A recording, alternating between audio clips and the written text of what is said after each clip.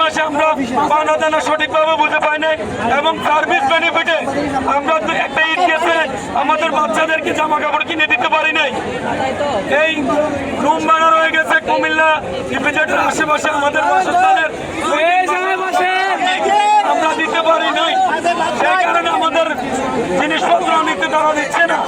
অতএব সরকারের কাছে আমাদের অনুরোধ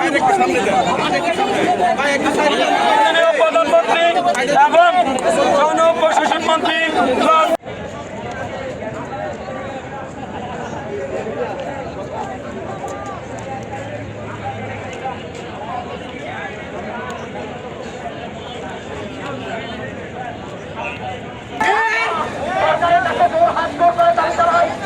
এই ব্যবসার লোকদেরকে প্রতিহত করতে হবে।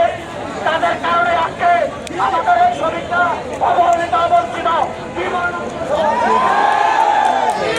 এই ব্যবসার কারণে আজকে আমাদের অনেকটা ওই লোকটা ওদিকে ব্যবসার লোক দিয়ে আমাদেরকে টর্চারিং করছে, আমাদেরকে ইট পাটকেল মালাইছে, ব্যবসার লোক দিয়ে আমাদেরকে আক্রমণ করাইছে। মালিক পক্ষের লোক ছিল, বাহিরগত লোক ছিল, ব্যবসার লোকের। আপনারা সাংবাদিক ভাই আছেন, মিডিয়া প্রেস আছেন, আপনারা সরকারের কাছে পর্যন্ত সম্প্রদায়সন শ্রমিক ইউনিয়ন সবাই মিলে আপনারা যে দায় দিবেন। আমাদের যত পাওনা দানা আছে, আমাদের যত পাওনা আছে সবকিছু আমাদেরকে আজকের মধ্যে দিতে হবে।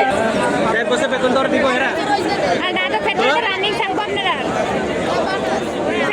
থাকবো না, বেতন পাবেন না রানিং চাকরি পাবেন না,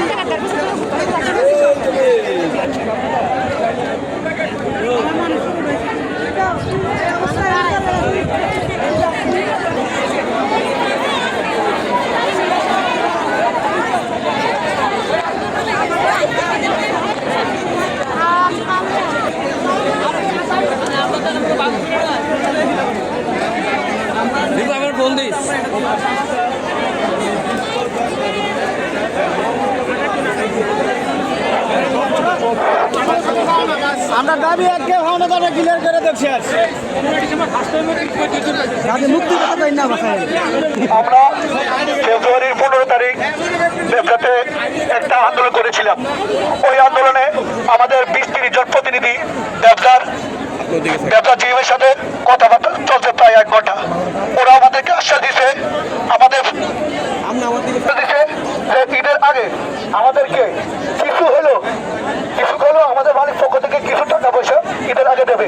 আমরা ওই আশ্বাসে ছিলাম, কিন্তু পরবর্তীতে আমাদের মধ্যে কিছু সিনিয়র কালফিট প্রায় 38 জন ব্যবসা সহায়তায় তারা কোম্পানি থেকে টাকা নিয়ে এমনকি ইস্তফা দিয়ে আসছে, তারা আন্দোলন করবে না, তারা এখানেই এই আন্দোলন সমাপ্তি ঘোষণা করছে। আমরা এই আরেকজনের লিস্ট চাই, কে কে আন্দোলন বাধাগ্রস্ত করছে। আমাদেরকে ব্যবসা সেই আরেকজন পিছনের লিস্ট দিতে হবে, এটা আমাদের দাবি।